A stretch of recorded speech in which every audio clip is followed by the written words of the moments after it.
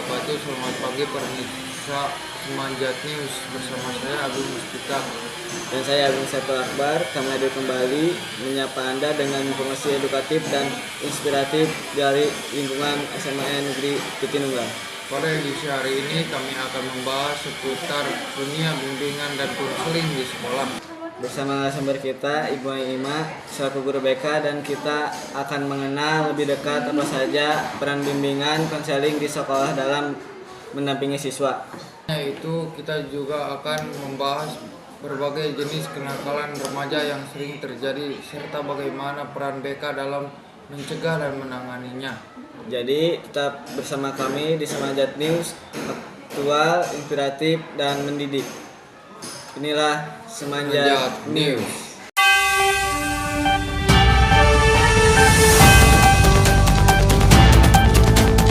Kita memasuki berita pertama, kita akan membahas mengenai peran bimbingan dan konseling di sekolah serta dampak penggunaan gadget pada remaja.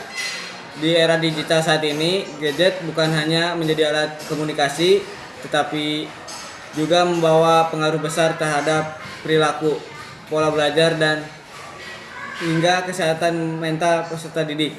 Untuk pembahasan hal ini lebih dalam, tim Semanjat News telah melakukan wawancara khusus bersama Ibu Ima selaku guru bimbingan dan konseling. Wawancara dipandu oleh rekan kami Ahmad. Assalamualaikum warahmatullahi wabarakatuh.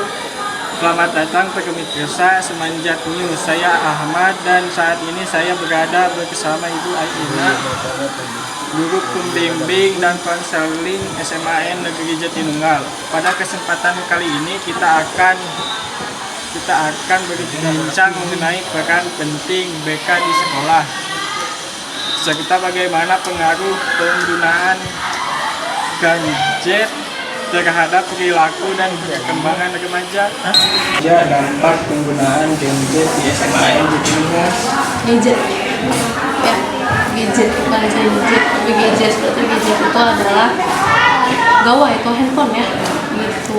Dampaknya ada positif dan negatif. Dampak positifnya yang pertama, dengan adanya gadget, anak-anak di sekolah bisa mendapatkan informasi dengan cepat, akses internet dengan mudah, dan juga kita dapat menambah wawasan dari internet ya dengan penggunaan gadget tersebut. Tapi ada juga dampak negatifnya, salah satunya banyak juga teman-teman kita yang udah kecanduan ya, kayak misalnya bisa scrolling berjam-jam, itu juga membuat mata kita lelah, dari fisik juga terganggu, termasuk dari segi mental seperti itu. Jadi dampaknya ada yang positif, ada juga yang negatif.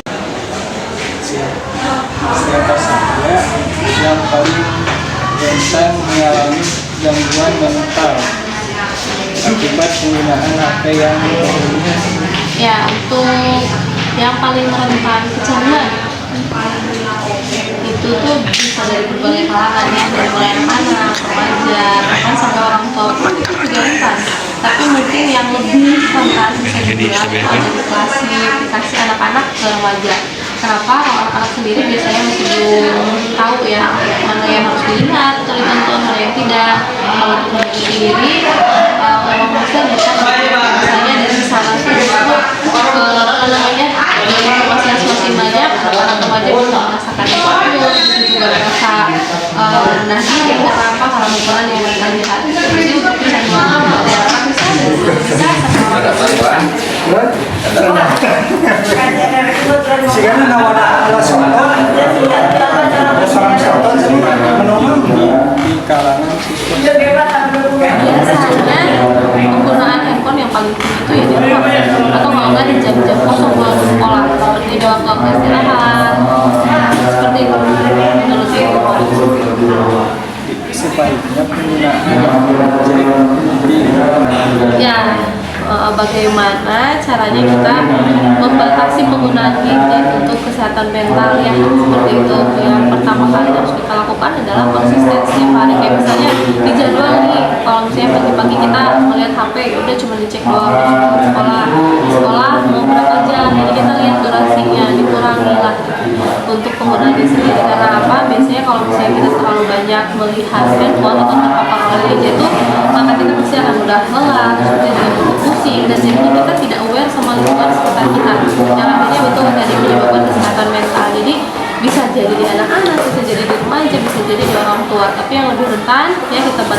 pertanyaan sebelumnya itu adalah di remaja. Demikian berakhir sudah perbincangan kita pada segmen ini. Saya Ahmad dari Semanjat News pamit undur diri dari ruangan wawancara kembali ke studio. Terima kasih Ahmad atas laporan informasi yang disampaikan Ibu Ima. Tentu menjadi pengingat bagi kita semua bahwa bimbingan konseling memiliki peran penting dalam membentuk karakter dan membimbing siswa menuju arah yang lebih baik. Benar sekali, semoga kita sebagai generasi muda dapat menggunakan gadget secara bijak, bukan hanya untuk hiburan tapi juga untuk belajar, berkarya dan berkembang. Berakhirnya segmen tadi, berakhir pula perjumpaan kita pada edisi Semanjat News hari ini. Saya Agung Saipul Dan saya Agung Mustika mengucapkan terima kasih atas perhatian Anda. dan sampai jumpa di Semanjat News berikutnya.